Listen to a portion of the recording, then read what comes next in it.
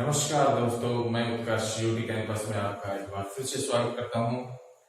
उम्मीद है कि आप बहुत अच्छे होंगे और आपकी तैयारी भी बहुत अच्छी चल रही होगी।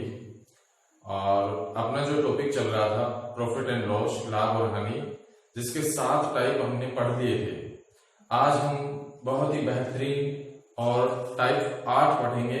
और लगभग हर एग्जाम में इस टाइप में से क्वेश्चन आता है। टाइप जो है उसको डिवाइड करके मैंने 2 पार्ट में बनाया है। आज हम उसका पहला पार्ट पढ़ेंगे और निश्चित रूप से आपको मजा आने वाला है इस सेशन में। तो आप सबसे पहले तो मेरे चैनल को, इस वीडियो को लाइक कर दें और चैनल को सब्सक्राइब कर लें और फिर उसके बाद आगे की वीडियो का मजा लें। तो देखो, पहला क्वेश्चन देखें। पहला क्वेश्चन आपकी स्क्रीन पर आ रहा होगा भाई। पहले क्वेश्चन में आपसे बोला गया है, एक वस्तु को 10% लाभ पर बेचा जाता है। यदि उसे 5% कम में खरीदा गया होता और 110 रुपए कम में बेचा गया होता तो 10% लाभ होता। वस्तु का क्रय मूल्य ज्ञात कीजिए। एक वस्तु को 10% लाभ पर बेचा जाता है। तो देखो बच्चों, मान लिया कि कोई वस्तु है जिसका सीपी कॉस्ट प्राइस क्रय मूल्य जो है वो है 100 रुपए। कितने रुपए है? 100 रुपए। और ये है हमारा CP1, ठीक है। 100 रुपए है उसका क्रय मूल्य। अब इसको 10% लाभ पर बेचा जाता है। तो 100 की वस्तु को यदि आप 10% लाभ पर बेचेंगे तो SP1 जो होगा वो होगा हमारा 110 रुपए। यानी पहला विक्रय मूल्य कितने रुपए आ गया? 110 रुपए आ गया। आगे आपसे बोला है, यदि उसे 5% कम में खरीदा गया होता, यानी 100 की वस्तु को यदि हम 5% कम में खरीदेंगे तो इसका मतलब 100 की वस्तु को 5% कम में खरीदेंगे तो कितने में खरीदेंगे? 95 रुपए में। भाई 100 का 5% 5 होता है, 100 में से 5 माइनस करोगे 95 आएगा। और ये परसेंटेज ज्ञात कैसे किया जाता है, ये आपको परसेंटेज का जो वीडियो मैंने डाल रखा है उस पर देखना। और इस वीडियो के नीचे जो डिस्क्रिप्शन है उसमें भी लिंक है अपना परसेंटेज की वीडियो का, आप वहां से भी देख सकते हैं। तो ये जो आया ये है हमारा CP2। दूसरा क्रय मूल्य आया है जो कितने रुपए आया है? 95 रुपए। CP1 हमारा कितना माना था हमने? 100 रुपए माना था। 10% के लाभ पर बेचा, 110 में बेच दिया। अब 100 रुपए की वस्तु को 5% कम में खरीद रहा है, इसका मतलब 95 रुपए में वह उस वस्तु को खरीद रहा है। अब इस 95 रुपए की वस्तु को उसने बोला है कि 110 रुपए कम में बेचा गया होता तो 10% का लाभ होता। यानी 95 पर 10% का लाभ, इसमें आप कर देंगे प्लस 10%। 95 का 10%। देखो, किसी भी संख्या का यदि हमें 10% चाहिए तो हम दी गई संख्या में राइट हैंड साइड से दाईं तरफ से एक अंक के बाद जैसे ही दशमलव लगाएंगे हमें उस संख्या का 10% मिलता है। हमेशा ध्यान रखना आप इसको। किसी भी संख्या का 10% चाहिए, राइट साइड से 1 के बाद दशमलव, और यदि हमें 1% चाहिए तो राइट साइड से 2 के बाद दशमलव। ये परसेंटेज में मैं आपको थोड़ा विस्तार से बताऊंगा। अभी आप इतना समझें कि 10% चाहिए तो राइट साइड से 1 अंक के बाद दशमलव लगाना है। तो 95 का 10% हो गया 9.5। जब 9.5 आप 95 में जोड़ेंगे तो ये आएगा हमारा 104.5 रुपए। यहां तक कोई दिक्कत? बोलो ना, ठीक है। तो भाई अब हमें इन दोनों का अंतर करना है। इन दोनों का जो अंतर हुआ, जो डिफरेंस हुआ, ये है विक्रय मूल्यों का अंतर। क्योंकि ये जो हमारा आया ये है SP2। पहला विक्रय मूल्य हमारा 110 था, दूसरा विक्रय मूल्य आ गया 104.5। और इन दोनों विक्रय मूल्यों का जो हमें अंतर रुपए में दिया गया है, हमारे क्वेश्चन के अकॉर्डिंग, हमारे अकॉर्डिंग जो अंतर आया है, जब हमने क्रय मूल्य 100 माना तो अंतर कितना आया है हमारे अकॉर्डिंग? यहाँ पर आप इन दोनों का अंतर करेंगे तो ये आएगा 5.5। हमारे हिसाब से 5.5 आया है, लेकिन क्वेश्चन में हमें जो दिया गया है वो कितना दिया है, 110 रुपए का अंतर दिया गया है। तो 5.5 इकाई यूनिट, 5.5 इकाई का मान कितने रुपए बताया हमें, 110 रुपए। बोलो हाँ, ठीक है। तो 5.5 इकाई का मान 110 रुपए जब है, तो यहां से आप पॉइंट हटाएंगे। जब यहां से पॉइंट हटेगा तो यहाँ नीचे 10 लिखते हैं, यहां से पॉइंट हटाएंगे, यहाँ लिखेंगे 10, और ये 10 कहाँ गुना होगा, उधर। तो आप ध्यान रखना, जब भी आप बाईं तरफ से इधर से पॉइंट हटाएंगे, एक जीरो उधर बढ़ा देंगे। इसका मतलब ये हुआ कि 55 इकाई का जो मान है वो कितना हो गया, 1100 हो गया। हमें चाहिए उसका क्रय मूल्य, कॉस्ट प्राइस, सीपी। इसका मतलब तो हमें 100 इकाई का मान चाहिए। जब हमें 100 यूनिट या 100 इकाई का मान चाहिए, तो हम क्या करेंगे, देखो आप आर्यन रेशियो लगाएंगे। यहाँ पर 1% नहीं ज्ञात करेंगे, ना ही 1 यूनिट ज्ञात करेंगे, आर्यन रेशियो लगाएंगे। यहाँ पर ध्यान देंगे आप एक बार, 55 का दुगुना होता है 110, 55 का डबल है 110, और एक जीरो लगा रहा है। तो हम पहले इस 100 का डबल करेंगे, 100 का डबल होगा 200, और यहाँ एक जीरो हमने एक्स्ट्रा लगाई, तो यहाँ भी हम एक जीरो एक्स्ट्रा लगा देंगे, और यही हमारा आंसर है, जो हमारा क्या आया है, वास्तविक क्रय मूल्य आया है, रियल कॉस्ट प्राइस आया है। बोलो कोई दिक्कत? दोबारा समझ लो एक बार, आपको सीपी नहीं दिया गया था, आपने मान लिया कि सीपी है 100 रुपए। इस 100 रुपए की वस्तु को पहली कंडीशन में 10% लाभ पर बेचा, तो इसको बेचा 110 में।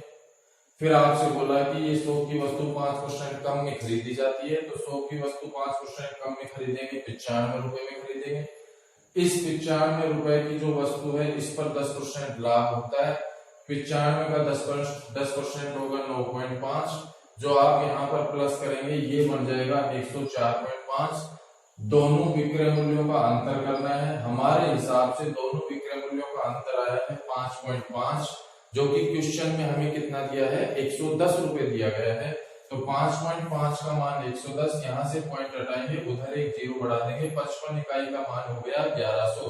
हमें 100 इकाई का मान चाहिए, क्योंकि हमने यहाँ पर कॉस्ट प्राइस जो पहला क्रय मूल्य था वो 100 इकाई माना था, तो 100 इकाई का मान चाहिए। तो हम यहाँ आर्यन रेशियो लगा रहे हैं, 55 का डबल 110 होता है, और एक जीरो, तो 100 का डबल 200, और एक जीरो बढ़ा देंगे। इस तरीके से आप क्वेश्चन का सॉल्यूशन कर सकते हैं बहुत ही आसानी से। ये मैंने आपको एक क्वेश्चन बहुत ही प्यार से और धीरे धीरे समझाया। एक बार आप इसका स्क्रीनशॉट लेंगे, उसके बाद हम अगले क्वेश्चन की चर्चा करेंगे।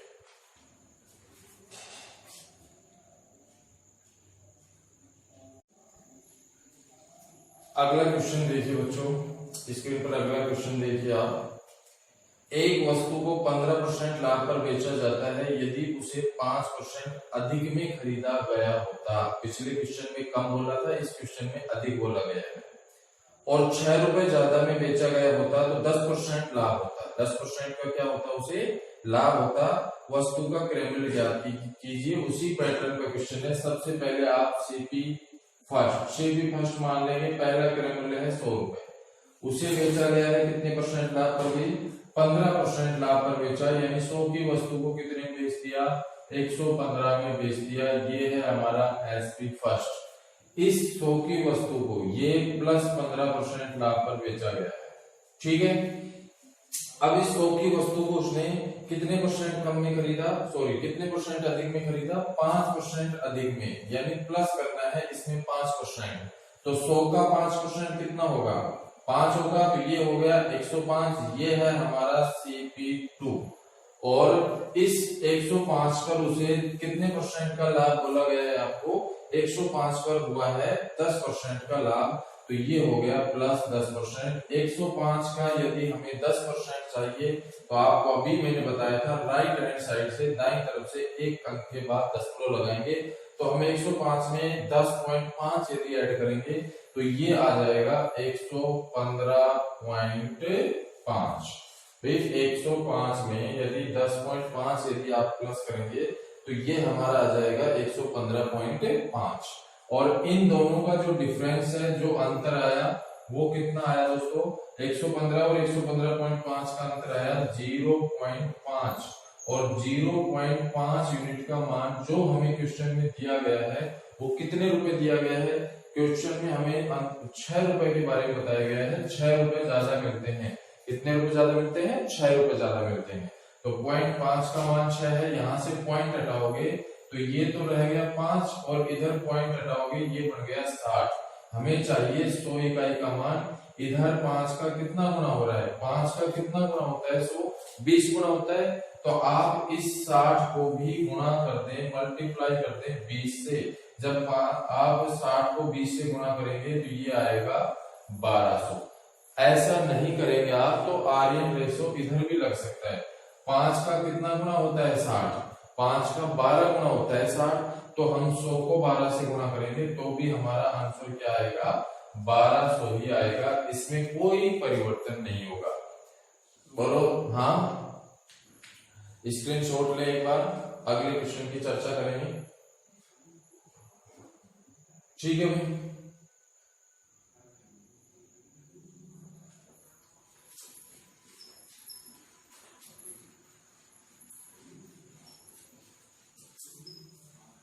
अगला क्वेश्चन देखिए, आपके स्क्रीन पर आ रहा होगा, नीचे क्वेश्चन आ रहा होगा स्क्रीन पर।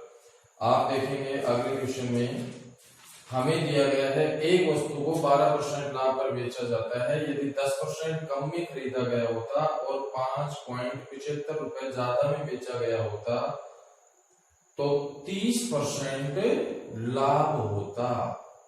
वस्तु का क्रय मूल्य ज्ञात कीजिए। सबसे पहले माना कि हमने वस्तु को खरीदा 100 में, 12% लाभ पर बेचा तो कितने बेच दिया, 112 में। ये है प्लस 12%, कोई दिक्कत। अब इसके बाद 100 की वस्तु को आपसे बोला गया है कि 10% कम में खरीदा, यानी माइनस का 10% करेंगे। इसका मतलब 90 रुपए में खरीद लिया। और 100 की वस्तु को जब 90 रुपए में खरीद लिया गया, थोड़ा डिस्टर्बेंस हो गई। देखो 100 की वस्तु को 10% कम में खरीदा, 90 में खरीदा, और फिर आपसे बोला है कि यदि 30% लाभ पर बेचा होता तो 5.75 रुपए ज्यादा मिलते। इसका 30%, इसमें प्लस 30% हमें करना है। 10% 9 होगा, 20% 9 दूनी 18, 30% 9 दिया 27। आप 90 में 27 जोड़ेंगे, आपको पता है 117 आएगा। दोनों विक्रय मूल्यों का अंतर कितना आया, 5। हमारे हिसाब से 5 यूनिट का अंतर आया है, जबकि क्वेश्चन में कितना दिया है, 5.75। कोई दिक्कत नहीं। अब आगे देखिए, हमें क्या पूछा गया है, हमें वस्तु का क्रय मूल्य पूछा है। हमें जब वस्तु का क्रय मूल्य पूछा है, इसका मतलब हमें कितनी इकाई चाहिए, हमें चाहिए 100 इकाई का मान, 100 यूनिट का मान चाहिए हमें। इसको हम कितने से गुणा करें, 5 को कि 100 आ जाए, 20 से गुणा कर दें। तो आप इसको भी गुणा कर दें कितने से, 20 से। जब 20 से आप गुणा करेंगे 5 को तो आएगा 100, और जब 20 से गुणा करेंगे 0.75 को तो आएगा कितना भाई, 75 का दुगुना 150 होता है, ये 15। तो आप 5.75 को 20 से गुणा करेंगे तो ये आएगा 115 रुपए, जो हमारा क्या है, इस क्वेश्चन का आंसर है। यानी हमारे इस क्वेश्चन के लिए सीपी कॉस्ट प्राइस है कितने रुपए, 115 रुपए। यहां तक मुझे उम्मीद है कि कोई दिक्कत नहीं होगी आपको। अब इसी क्वेश्चन में आपको मैं एक एक्स्ट्रा पॉइंट और बताना चाह रहा हूं। एक्स्ट्रा पॉइंट ये है कि यदि आपसे इस क्वेश्चन में ये कहता कि उस वस्तु को अगर वो 20% लाभ पर बेचे तो कितने में बेचेगा। इस वस्तु को अगर वो 20% लाभ पर बेचे तो कितने रुपए में बेचेगा। तो 100 इकाई का मान हमारा आ गया कितना, 115। हमें 20% लाभ पर बेचना है, यानी 20% और हमें 115 का ज्ञात करना था। तो 115 का यदि हम 20% ज्ञात करेंगे तो ये आएगा हमारा 5, और 5 का भाग 115 में जाएगा 23 बार, यानी 23 रुपए। 115 में यदि हम 23 रुपए और जोड़ देंगे तो 115 में 20 जोड़ोगे तो आएगा 135 और 3 और जोड़ दो यानी 138 रुपए। तो इस तरीके से हम चाहें तो इसका अगला विक्रय मूल्य भी ज्ञात कर सकते हैं। यहां तक क्वेश्चन का सॉल्यूशन है क्रय मूल्य के लिए। इसके बाद यदि वो आपसे कंडीशन और दे कि उसके लिए हमें बताना है कि 20% लाभ पर बेचे या 10% लाभ पर बेचे, तो जो हमारा क्रय मूल्य आया, ये जो फॉर्मेट आपने काम में लिया है ये है क्रय मूल्य ज्ञात करने के लिए। इसके बाद वो 20% लाभ चाहता है तो आप क्रय मूल्य का 20% ज्ञात करके जोड़ दें इसमें। अगर वो 10% चाहता है तो 10% जोड़ दें और हानि चाहता है तो आप माइनस करके इधर लिख देंगे। तो आप यहाँ इस तरीके से एक एक्स्ट्रा इससे एक स्टेप आगे का जो क्वेश्चन आता है उसको भी हल कर पाएंगे। एक बार प्यारे बच्चों आप इसका स्क्रीनशॉट लें।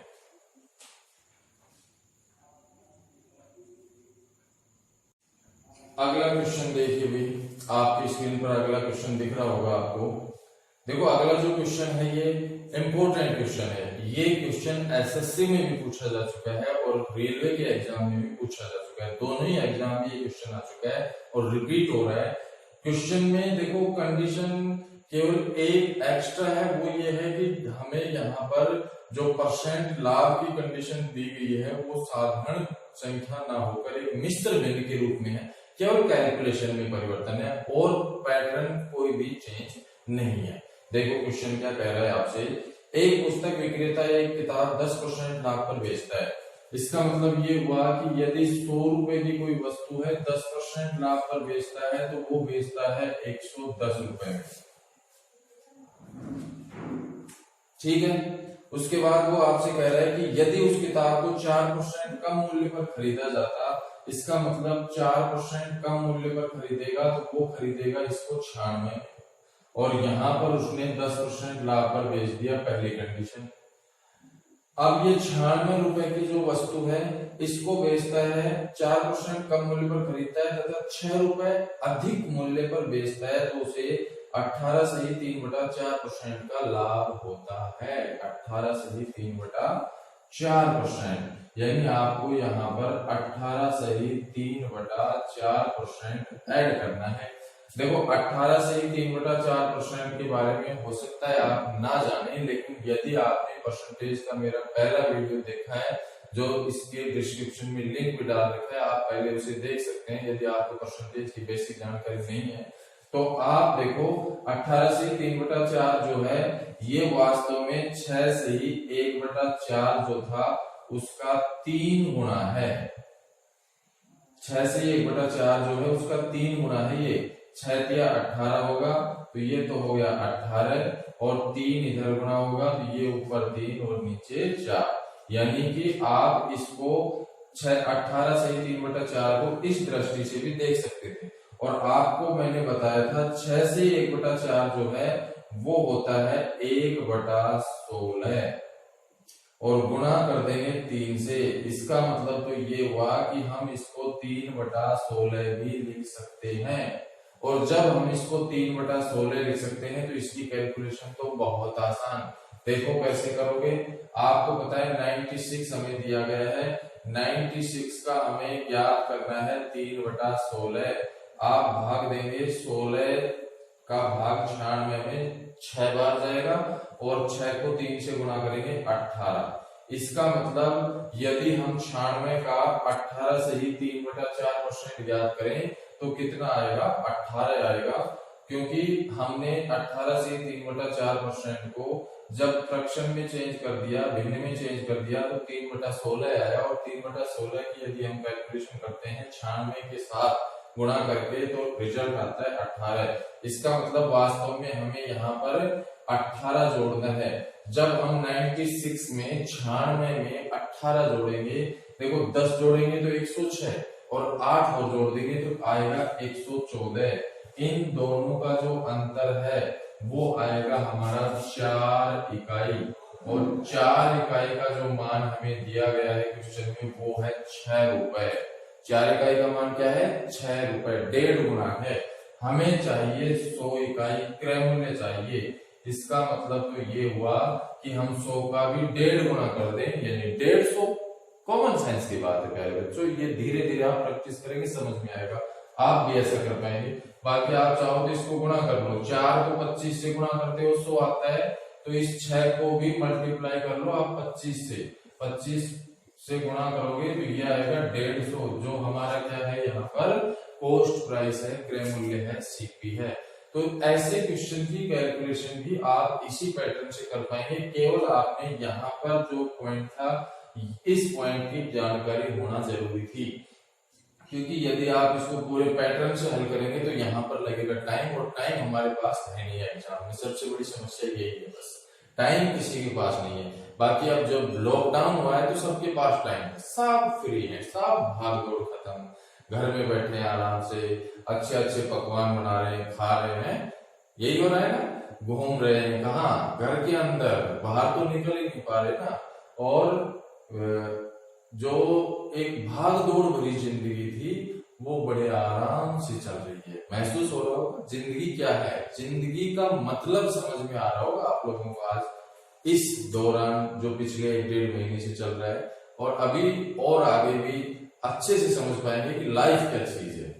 चलो अभी तो क्वेश्चन समझो, आप लाइफ की बात बाद में करेंगे, आपकी समझ में आ गया होगा। कुछ नहीं करना, 100 की वस्तु थी 10% लाभ पर बेचा 110 में, 100 की वस्तु को 4% कम में खरीदा 96 में खरीदा, 96 की वस्तु 18 से 3/4% यानी 3/16 की लाभ पर बेची जा रही है, 3/16 होगा 18, 96 में 18 जोड़ेंगे 114, इन दोनों विक्रय मूल्यों का अंतर है 4 इकाई, 4 इकाई का मान क्वेश्चन में 6 दिया गया है, 100 इकाई का मान कितना आ जाएगा 150, 150 आ जाएगा। क्लियर, स्क्रीनशॉट लें।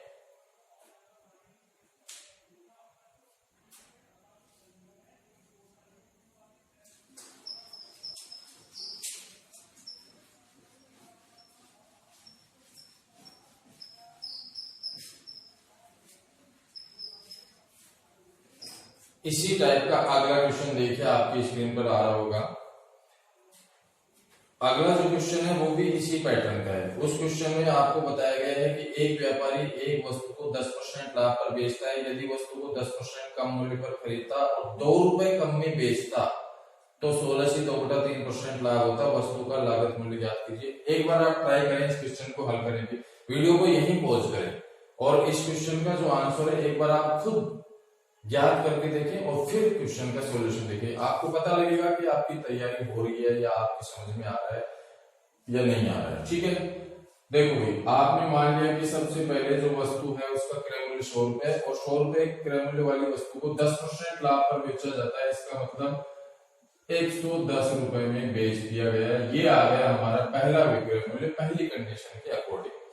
फिर अगली कंडीशन में आपसे कह रहा है कि वह उसे 10% कम मूल्य पर खरीदता है, इसका मतलब 100 की वस्तु को वो कितने में खरीदेगा, 90 में खरीदेगा, और इस 90 रुपए जो क्रय मूल्य आया है इसको 16 से 2/3%, 16 से ही 2/3% लाभ पर बेचता है। 16 से 2/3% जो है इसकी फ्रैक्शन मैंने आपको बता रखी है, बहुत बार आपने इसका उपयोग भी कर लिया, 1/6। तो आप 90 का 1/6 याद करेंगे, 90 का 1/6 याद करेंगे तो ये आएगा 15।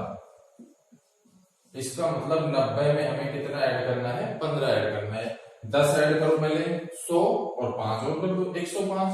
इसका मतलब तो दूसरा विक्रय मूल्य जो आया वो कम आया है, 105 आया है, और कमी हमें दी गई थी क्वेश्चन में, कितने रुपए की कमी हो जाती है अभी, ऐसा होने से 2 रुपए कम में बेचता है, यानी कि यहाँ पर जो कमी आई 5 इकाई की, इस 5 यूनिट के बराबर हमें कितने रुपए दिए, 2 रुपए।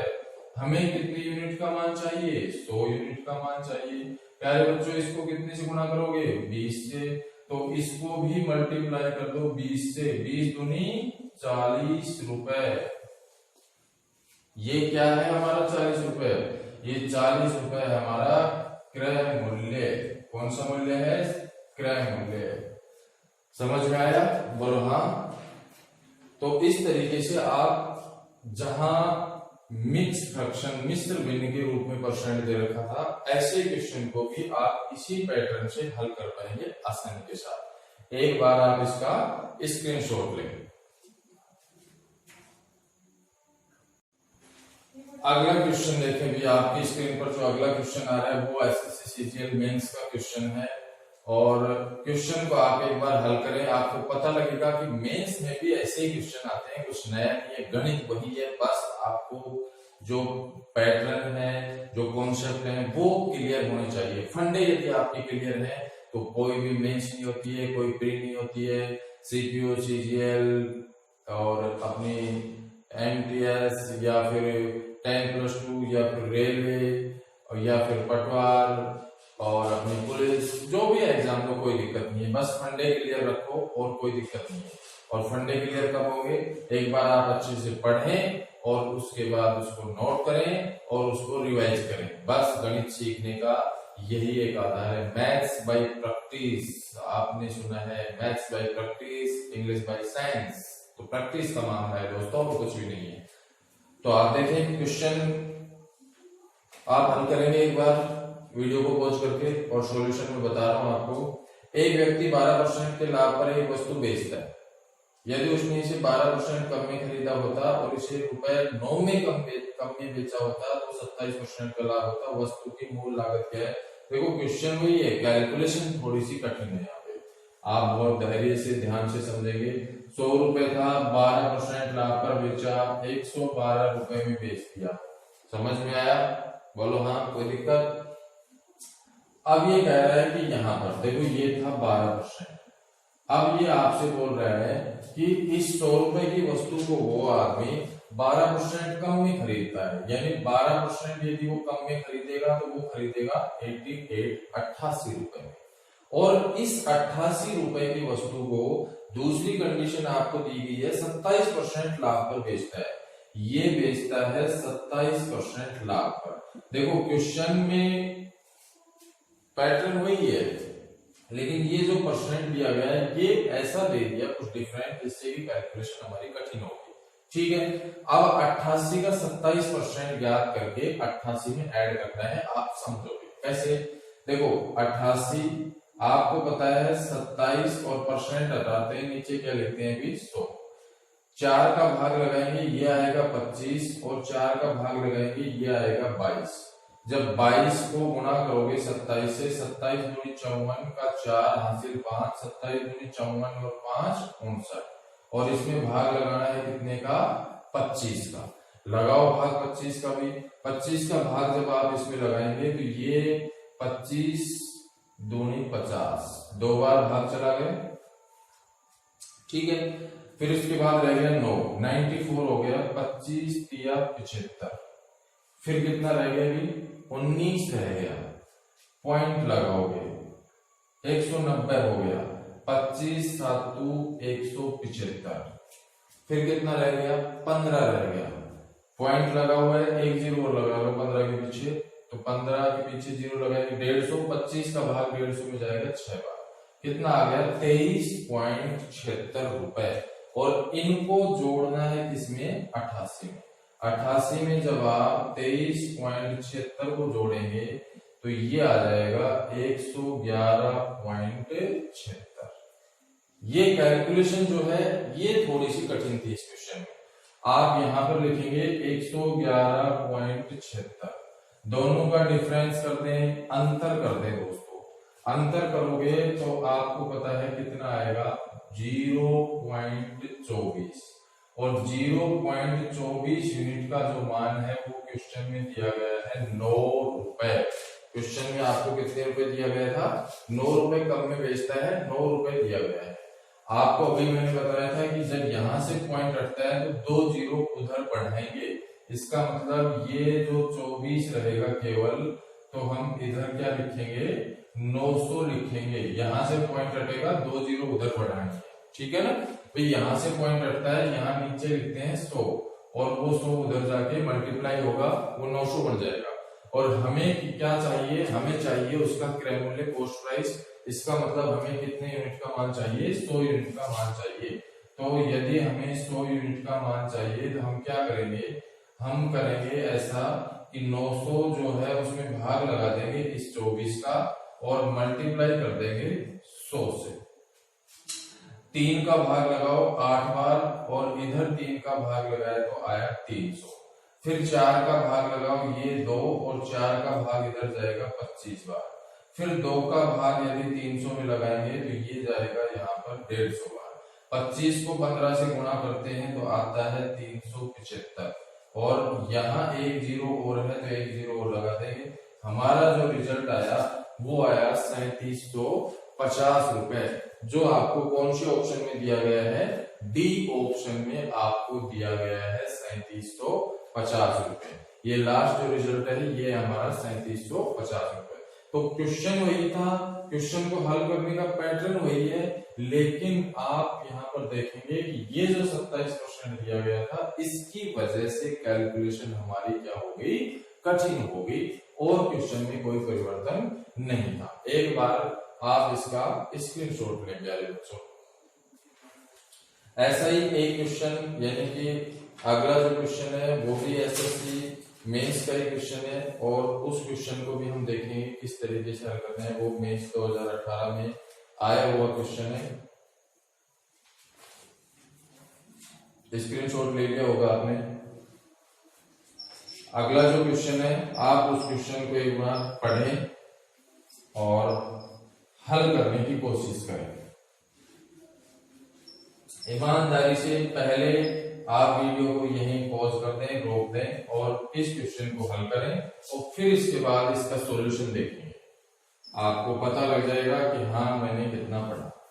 ठीक है, ये मेंस में जो अगला क्वेश्चन है, देखो ये क्वेश्चन में आपसे बोला गया है एक आदमी एक निश्चित मूल्य पर अपना माल बेचता है जिससे उसे 25% लाभ होता है, यानी 100 की वस्तु को वह 25% लाभ पर बेचता है। इसका मतलब कितने में बेचता है, 125 रुपए में बेचता है। समझ में आया? आगे आपसे कह रहा है यदि उसका लागत मूल्य जिसमें उसे 25% लाभ होता है, आपने लिख दिया। यदि वह जिस कीमत पर सामान खरीदता है वह 10% बढ़ जाती है, यानी 100 की वस्तु पहले खरीदता था, अब 10% बढ़ गई, तो इसका मतलब अब वह वस्तु कितने में खरीदता है, 110 में खरीदता है। आगे आपसे बोला है और वह उन्हें विक्रय मूल्य से 8% अधिक मूल्य पर बेचता है। ये जो विक्रय मूल्य है इससे 8% अधिक मूल्य पर बेचता है, यानी 125 का 8% इसमें जोड़ेंगे, जो आएगा उस मूल्य पर वह उसे बेचता है।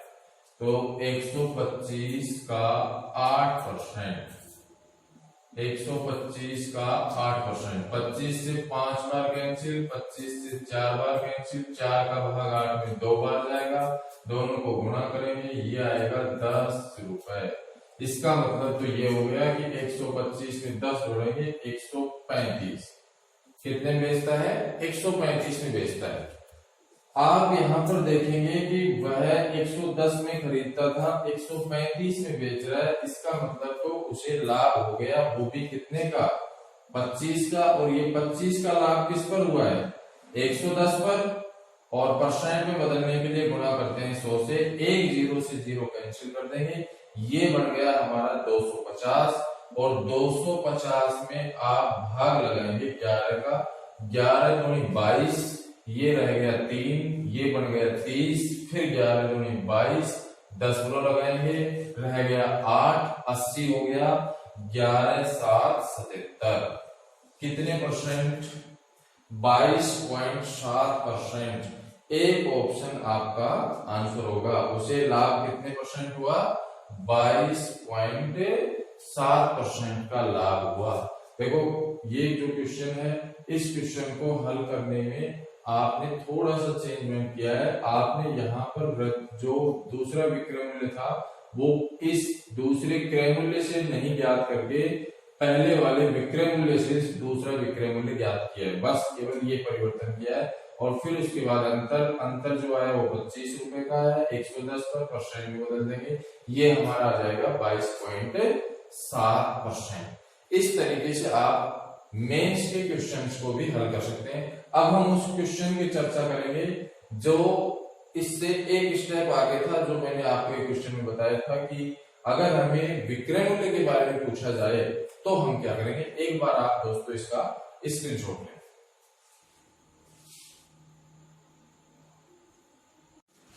देखो बच्चों, अगला जो क्वेश्चन आपकी स्क्रीन पर आ रहा है उस क्वेश्चन को देखें आप। एक वस्तु 12% लाभ पर बेची गई, यदि उसका लागत मूल्य 10% कम होता।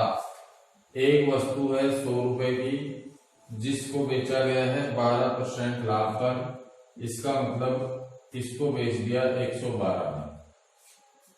फिर कह रहा है आपसे यदि उसका लागत मूल्य 10% कम होता, यानी 100 की वस्तु को हम कितने में खरीदते, 90 में खरीदते। फिर आपसे बोला है और विक्रय मूल्य 5.75 रुपए अधिक होता तो लाभ 30% हो जाता। 90 का 30%, 90 का 30%, 9 दिया 27। इसमें यदि हम 27 जोड़ेंगे तो ये आएगा हमारा 117। ठीक है, दोनों विक्रय मूल्यों का अंतर करेंगे आप। दोनों विक्रय मूल्यों का जो अंतर करेंगे वो हमारा कितना आएगा, वो हमारा आएगा 5। और 5 यूनिट का जो मान है क्वेश्चन में हमें दिया है 5.75, 5.75। अब यहां से क्वेश्चन थोड़ा सा चेंज हो गया। यदि वो हमसे पूछता है यहाँ पे क्रय मूल्य क्या है, तो हम कितने इकाई याद करते, 100 इकाई याद करते। यदि वो हमसे पूछता है क्रय मूल्य कितना है, तो हम कितने इकाई याद करते, 100 इकाई याद करते। और यदि इस क्वेश्चन के लिए हम 100 इकाई याद करेंगे तो हमें पता है इस क्वेश्चन के लिए 100 इकाई कितना आएगा भी। इधर 20 का गुणा कर रहे हैं तो उधर भी 20 का गुणा कर देंगे, इधर 20 गुणा, उधर भी 20 गुणा, 20 गुणा करेंगे इसको तो ये आएगा 115। लेकिन हमें इसके बारे में नहीं पूछा गया है, हमें क्रय मूल्य नहीं पूछा, हमें पूछा है उस वस्तु पर 20% लाभ कमाने के लिए उसे कितने रुपए में बेचना चाहिए। यानी कि वास्तव में हमें यहाँ पर कितनी इकाई का मान ज्ञात करना है, 120 यूनिट का मान ज्ञात करना है। 100 यूनिट का मान ज्ञात नहीं करना है, क्योंकि ये हमारा क्या है, सीपी है, कॉस्ट प्राइस है, क्रय मूल्य है। हमें चाहिए 20% लाभ पर विक्रय मूल्य। तो हम इधर कितने से गुणा कर रहे हैं, 5 को भी 120 आए 24 से, तो इधर भी हमें 5.75 जो हमें दिया गया है इसको गुणा करना पड़ेगा कितने से, 24 से। और जब आप इसको 24 से गुणा करेंगे तो देखो भी 24 पंजू 120, 0 हासिल 12, 24 इंटू 7 168, 168 और 12 हो गया 180, 180 की 0 हासिल कितनी 18, 24 पंजू 120, 120 और 18 हो गया 138 और 2 अंक के बाद दशमलव लगा देंगे यहाँ पे। इसका मतलब अंतिम जो रिजल्ट आया हमारा वो आ गया 138 रुपए, जो 20% लाभ पर उसका विक्रय मूल्य था।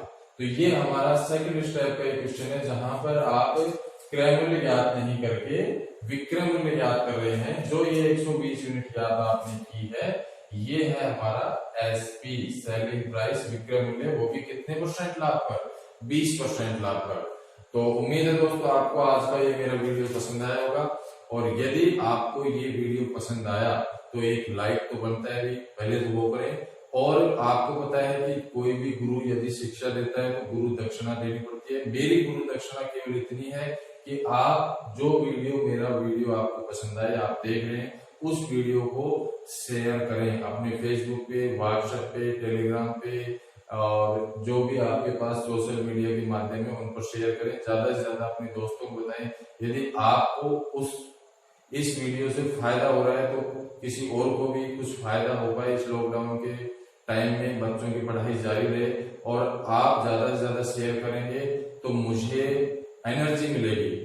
गाड़ी में जैसे पेट्रोल लगता है, ऐसे ही आपके लाइक और शेयर से मुझे एनर्जी मिलती है, और मैं ऐसे ही अच्छे वीडियो बनाकर आपके लिए बेहतरीन ट्रिक्स के साथ आगे भी बढ़ाता रहूंगा। और मैंने आपको पिछली क्लास में एक बात पूछी थी, वह ये था कि लास्ट में जो मैंने आपके लिए जो क्वेश्चन डाले थे विद सॉल्यूशन, उसका रेस्पॉन्स क्या है। आप में से किसी भी बच्चे ने मुझे ये नहीं बताया कि उसका रेस्पॉन्स अच्छा रहा सर या नहीं है। आज की इस वीडियो में आप फिर दोबारा से ऐसे सॉल्यूशन सहित क्वेश्चंस देखेंगे लास्ट में। अगर आपको ये पहल अच्छी लगे तो आप मुझे आज के इस वीडियो में जरूर कमेंट्स करके बताएंगे। मुझे आपके कमेंट्स का इंतजार रहेगा। उम्मीद करता हूं कि आप स्वस्थ हैं और आगे भी स्वस्थ बने रहें, अपना ख्याल रखें, एक्सरसाइज करें। भाई टाइम है, शरीर को मेंटेन करने का सबसे अच्छा टाइम है, शरीर को मेंटेन करें और अपनी पढ़ाई को जारी रखें और माता पिता की सेवा करने का भी एक अवसर है, उस अवसर को न चूकें। ऐसा अवसर जिंदगी में दोबारा मिले ना मिले, भी मुझे तो बहुत मजा आ रहा है माता पिता की सेवा करने में। इतने लंबे समय, इतने लंबे अंतराल के बाद इतने समय तक घर वालों के साथ रहने का मौका मिला है और लगभग 8 साल के इस कैरियर में इतनी लंबी छुट्टियां जो हैं वो पहली बार मिली, तो बहुत ही अच्छा महसूस हो रहा है। धन्यवाद, नमस्कार, जय हिंद, जय भारत। बने रहे ड्यूटी कैंपस के साथ।